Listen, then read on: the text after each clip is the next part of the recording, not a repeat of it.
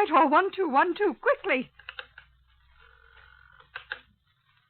This is Scotland Yard.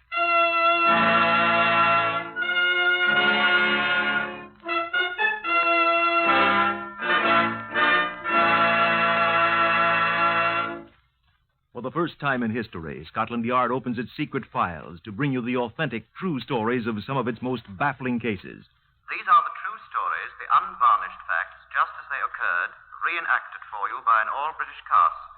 Only the names of the participants have, for obvious reasons, been changed. The stories are presented with the full cooperation of Scotland Yard.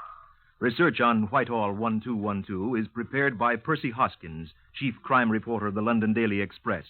The stories for radio are written and directed by Willis Cooper. Here are the participants in case number 604-MR530 from the official files of Scotland Yard. Leo M. Stefanovich, former member of the Polish Navy. Yes, I deserted the Navy. Marian Konieczki, who'd fought in Spain. What I am interested in is money. Kazimir Kashuba, who was found dead. Albert Stevens, the copper's narc. It's a living. Superintendent Alistair Watkins of Scotland Yard. I must warn you that if you expect high adventure in Limehouse or sinister Orientals lurking in dark byways, you'd best turn off your wireless now. We're quite ordinary people at Scotland Yard. Professional policemen, catchers of criminals, and we don't go in much for the picturesque, the way we are sometimes pictured. However, if you'd like to see how we proceed upon a case, I'll ask you to step inside our Black Museum and meet the man in charge of it. Come in. This is Chief Inspector John Davidson, who's in charge here. How do you do? I'm afraid that the so-called Black Museum is neither black nor a museum, nor is it the Grand Guignol. We have here a large number of guns, knives, other weapons which have been used in crimes. We have also disguises, clothing, exhibits of all sorts that have helped in solving many of these crimes. I think you ought to explain, John, why we keep these gruesome relics. Yes, indeed. They're here for a purpose quite removed from idle curiosity. They're principally for the use of the men of Scotland Yard in studying crime techniques and exemplars of crime methods. They bring to life the cold words contained in our files, and the most useful as well as graphic. For example, in this case, Superintendent Watkins is reenacting for you. Now, this is a bullet that killed a man. It was fired from this gun, 32 caliber Waltham automatic pistol. And it was Scotland Yard's job to prove that. And this, the top of an ordinary mechanical pencil. This was a very important bit of evidence. Just a cheap little metal pencil. It wasn't cheap for the man who lost it, John. Well, it cost him his life, you see.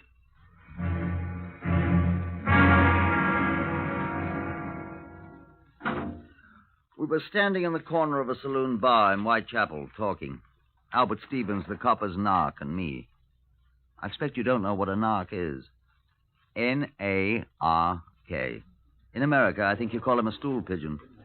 Every detective in the world has his pet narc, and Albert Stevens was mine. It was an insignificant place we were in, and Albert Stevens' 2 mild and bitters had set him talking 16 to the dozen. I don't suppose you'd know him by sight, sir, but I could tell you how to find him. That is, I've seen him about here and there.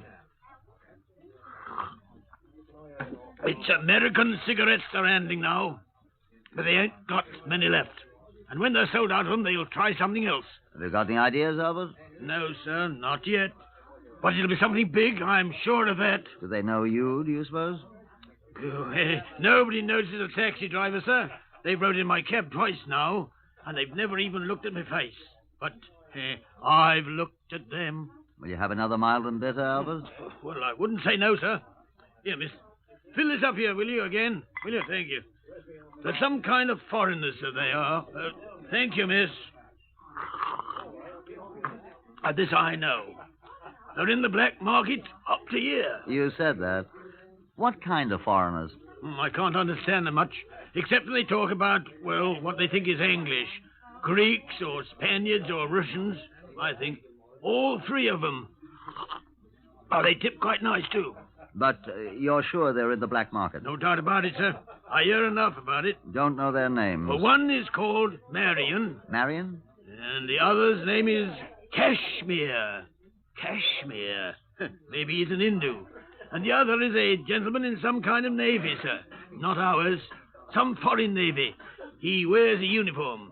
Who seems to be the boss? Well, I'd say this here Kashmir is, sir. Cool. He's an odd man, he is, sir. Is that all you know about them, then? That's all I know right now, sir. Well, ain't that worth 3 pints of mild and bitter, sir? Just about, Albert. Well, I was sort of hoping you'd have a spare 10-shilling note on you, sir. I have, Albert, but not for you, my lad. When you've something better than a comic trio of foreigners who gibber about American cigarettes, maybe, but not till then. Would you like to buy a magnificent new solid gold mechanical pencil, sir? Yeah. A sacrifice for 10 shillings. Where'd you get it? A lady gave it to me, sir. Now, what say 7 and 6 to you, sir? Come now, Albert. You know that's worth all of 9 pence. 9 pence, then, sir? I need the money. Come off it, Albert. Well, then, sir, What did you say if I told you these foreign blokes is murderers? Shouldn't believe a word of it. Oh, they might be, sir. Well, when you can prove it, come round and see me, Albert. Well, don't I get another pint, sir? Here, miss. Another of the same for my friend here. Night, Albert.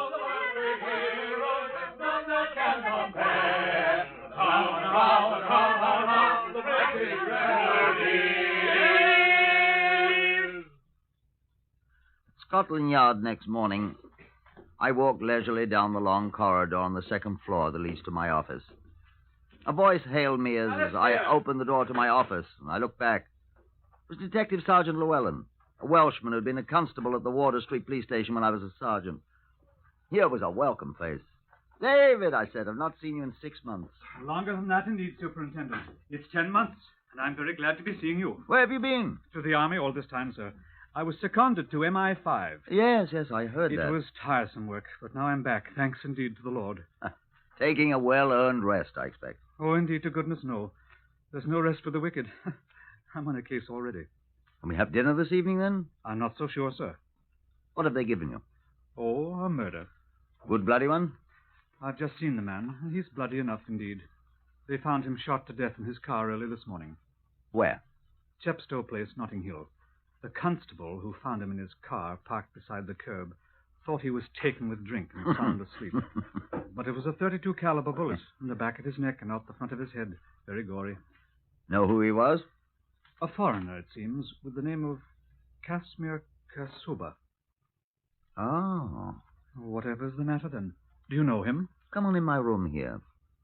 I don't know the chap, but I have an idea I know someone who does. Well, indeed, to goodness. Come on in while I telephone. I've got his number in my book here. At least a number where I can reach him. Ah, here it is.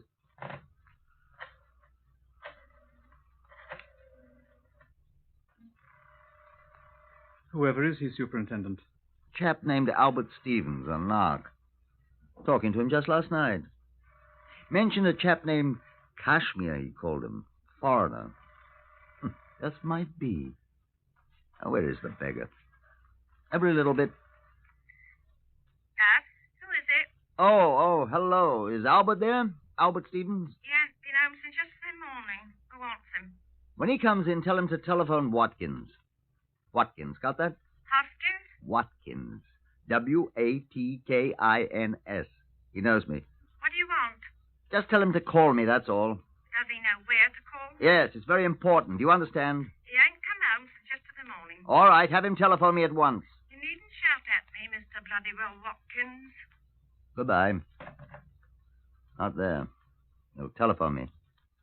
I say, where can I reach you? Oh, I've got all this report on the man to write up, for goodness sake.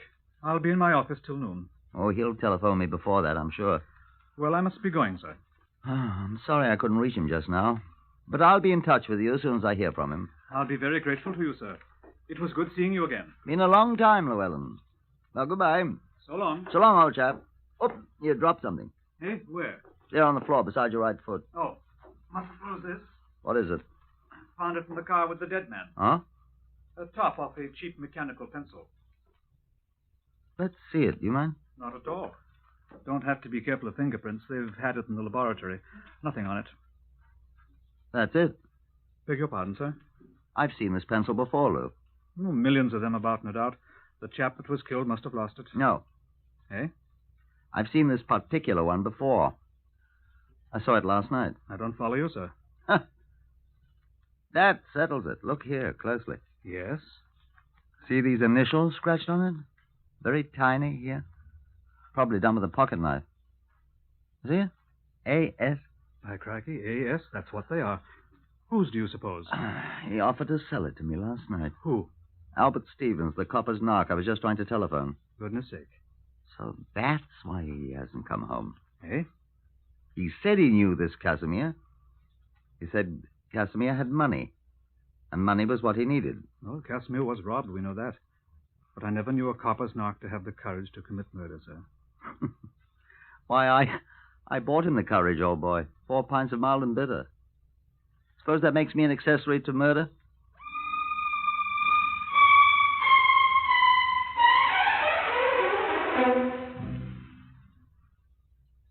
The constables who were dispatched to the home of Albert Stevens reported that he was still absent. At 11 the next morning, he had not yet come home. His wife knew nothing of his whereabouts, nor did the garage people, where he usually kept his cab. At noon, a teletype signal was sent to all metropolitan police stations giving a description of the man and the number of his cab, GLP 301. The same information was published next day in Metropolitan Informations, which goes to all police officers. There was no immediate response. Neither the man nor the cab could be found. By now, Superintendent Watkins had been officially assigned to the case, and on the morning of the 4th day, we held a strategy meeting in his office.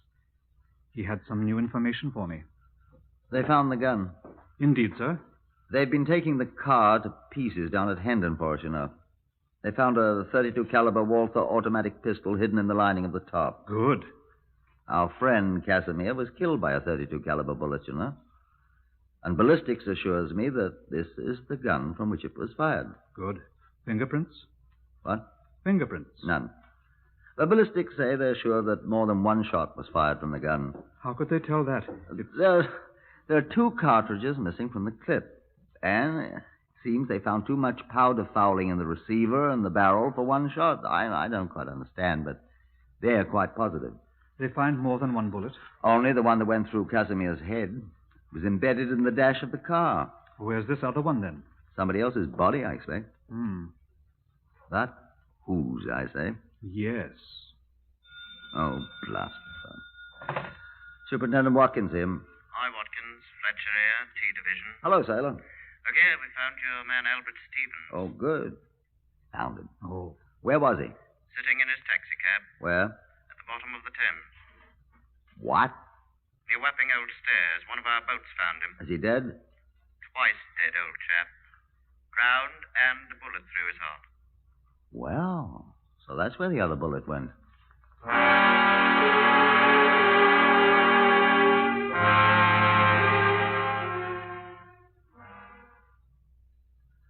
I admit I'd more or less dropped a brick in pinning all my hopes of a quick solution of the case on Albert Stevens.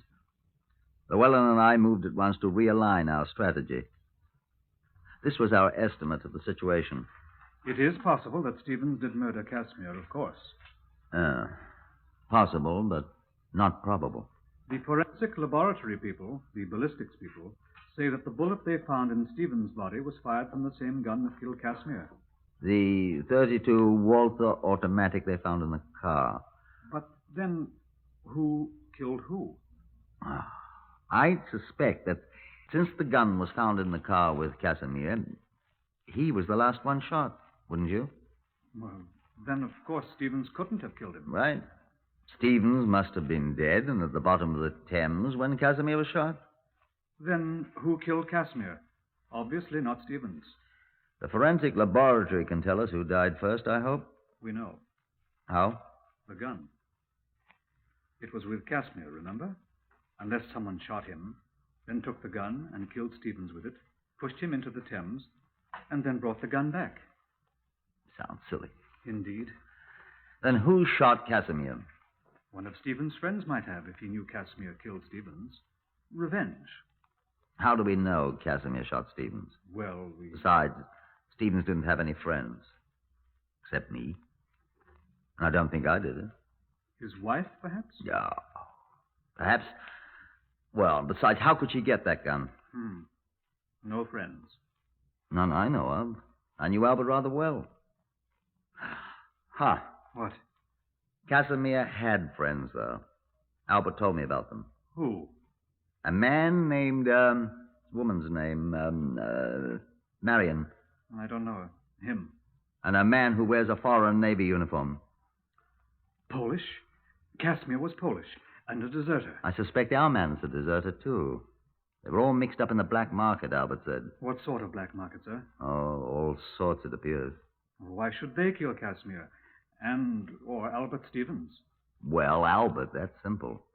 They found out he was an informer, a narc. Why Casimir? Oh, people have been murdered for money before. Perhaps Casimir was cheating them. He was apparently the boss. Well, a crook who cheats a fellow crook is asking for it. Let's get on to Marion and the Navy officer. All we have to do is find them.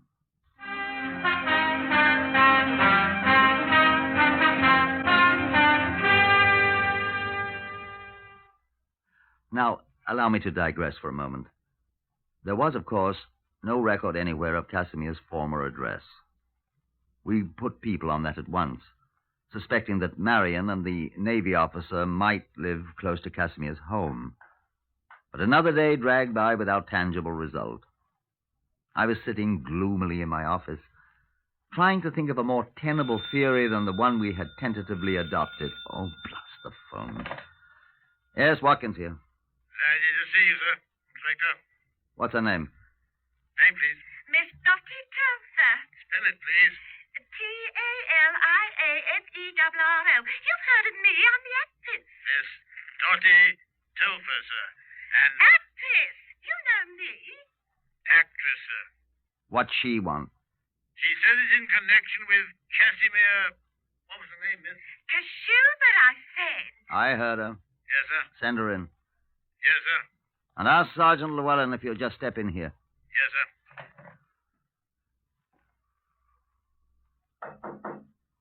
Come in. Good afternoon, madam. Are you Superintendent Watkins? I am. Sit down, madam. I thank you. You said you knew something about Casimir Kashuba. Yeah, I saw in the Express that he's dead. Extremely. And good enough for him, I'd say. You knew him? Yes, he was a crook. I'm afraid you're rather late in telling us that, madam. Well, I mean to say, What sort of dealings did you have with him? I never had any. Well, I mean, he cheated me, and now he's dead. How am I going to get back the £17 I gave him? That's what I want to know. Why did you give him £17? Oh, excuse me, sir. Oh, come on in, Llewellyn. This is Miss Dottie... Telfer. I'm a music hall star at the Shepherd's Bush Empire. How do you do, madam? Sit down, Llewellyn. Seems Miss Telfer has given Casimir £17. Whatever for, miss? Well, I expect it was rather silly of me, but I couldn't resist it. Resist what? Well, I was having a late supper after the show last Tuesday, and there was a man, Kashmir Kashuba it turned out to be, sitting 2 tables away from me. That the first time you met him? Of course. Do you think that... On the table before him was the most magnificent handbag. Handbag? A woman's handbag, the kind I hadn't seen for simply years. I couldn't resist doing what I did. What did you do, madam? Oh, I know it's breaking the law, but isn't everyone in the black market? Not everyone exactly. Oh, well, I just stepped over to the table and introduced myself, and he gave me his name, and I said, would you mind terribly telling me where you got that adorable bag? I wanted one myself, you know. Black market. So he said he manufactured them and that I could have one if I liked. All I had to do was to give him £17 so that he could buy the special leather it was made of. And in a day or 2, I could call at his flat and it'd be ready for me, do you see? And you fell for that old one? You called at his flat? Would you believe it? When I called, He professed never having seen me. He said he was not a manufacturer. He wasn't. And nothing I could say would make him give me back my £17 or the bag. And did you kill him then? I did not. Later, perhaps. I never killed anyone in my life. I'm a law-abiding... Will you give us the address, my dear law-abiding young woman? Oh, it's in Maida Vale somewhere. I think I have it here, in my shabby old handbag. Thank you very much, Miss... Telfer, An actress, I think you said, yes. Well, that'll be all, Miss Telfer, and thank you very much. Come along, Llewellyn. Right. Yes, but how am I going to get my £17 back? The man's dead You're now. not going to get it back, Miss Telfer. What? You're very fortunate. The black markets cost you only £17. It cost Casimir his life. Ready, Llewellyn? Within 20 minutes, a Scotland Yard car dropped us at the address in Maida Vale Miss Telfer, actress, had supplied us. We interviewed the proprietor of that dismal place, a cross-eyed young man in an unusually dirty waistcoat in the red Mingus tartan. His name, he informed us, was Ian Kalbfleisch, and he had a cold. No, he ain't here. We're quite aware of that, my good man. He's dead. Did you murder him? No. Are you in the black market, too? No. May we see his room? Say this anymore. Whose is it, then? Another man. Who? An officer. Navy officer. Oh? RN, RNR, or RNVR? Not one of ours. Polish Navy. When did this Polish naval officer take the room, Mr. Kalbfleisch? Day after the murder. Oh, you know the day of the murder, then? I can read. Was it all the papers? Is this man here now? No. Will he return? He always has. Was this naval officer a friend of Casimir's? I don't know. May we see the room? Got a warrant? Yes. All right. Second door on the left. Come on, Lou. All right. It's unlocked. Come on. No, leave the door open, Lou. Our friend with a runny nose might just warn him that we're here. Right. I'll keep watch. While Llewellyn kept watch from the open door, I made a quick search of the place. I found nothing at all of any apparent importance until I went for the pockets of the navy greatcoat in the closet. I was about to exhibit my findings to Llewellyn when he hissed sharply at me from the doorway. What's up? Chap coming in, wearing a navy uniform. People in your room, Commander. Who are they? Police. Scotland Yard. What do they want? If you'll come in, Commander, we'll be glad to tell you. Who are you? Sergeant Llewellyn of Scotland Yard. I think you'd best come in, sir.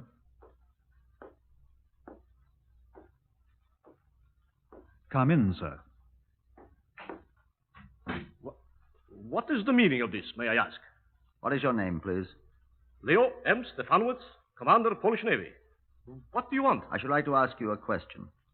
Well? May I ask you where you got this mechanical pencil, sir?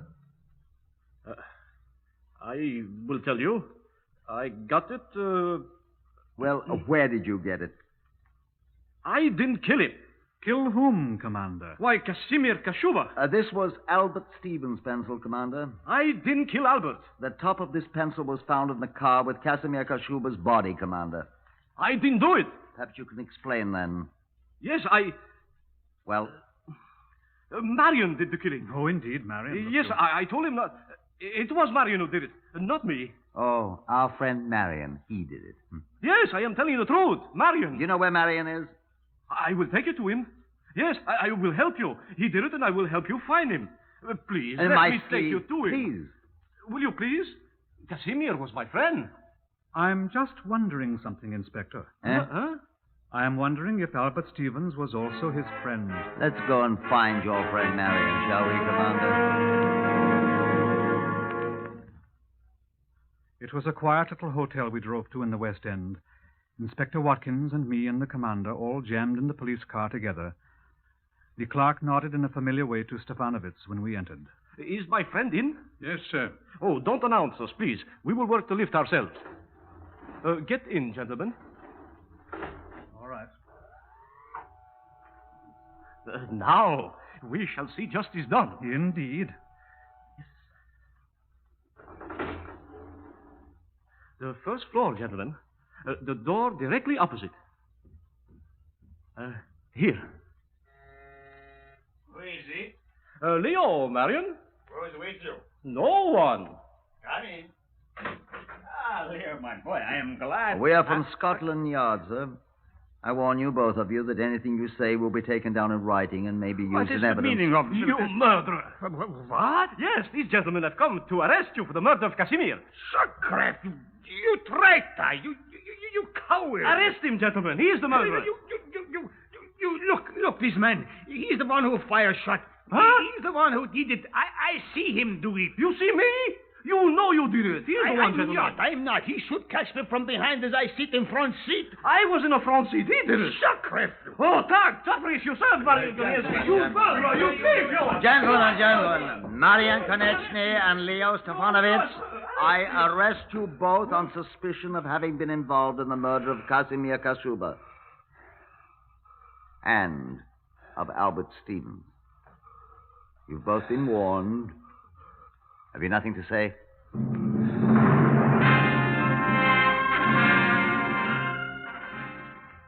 At the trial, the two men admitted all the details of the two murders.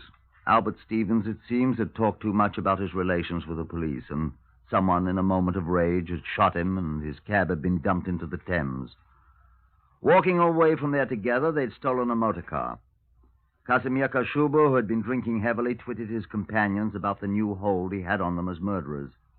He boasted that he'd had no part in the crime, and one of the two men had shot him in the back of the neck with a Walther automatic pistol. Each man blamed the other. The jury took 25 minutes to decide who was guilty. Mr. Justice McConaughey placed the black cap on his head. Marian Konechny, Leo Stefanovitch, the jury have found you and each of you guilty of the murder of Casimir Kashuba. It is the sentence of the court that you and each of you be taken to a lawful prison and thence to a place of execution, that you be there, each of you, hanged by the neck until you are dead, and that your honors respectfully... The two men appealed the verdict and won. They were immediately tried for the murder of Albert Stevens and again heard the fatal words, that you there, each of you, be hanged by the neck until you are dead. The latter sentence was carried out.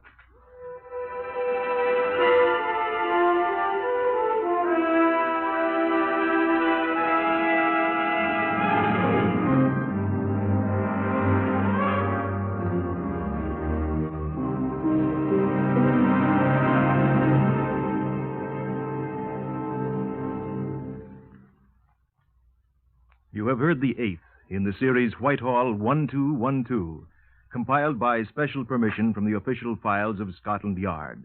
Only the names have been changed. Otherwise, the story is true.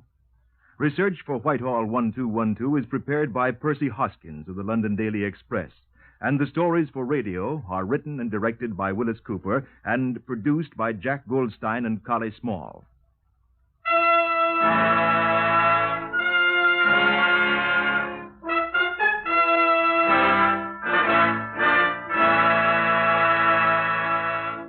Three chimes mean good times on NBC. There's adventure zooming your way today with Joel McCrae featured in another authentic story based on the files of the Texas Rangers.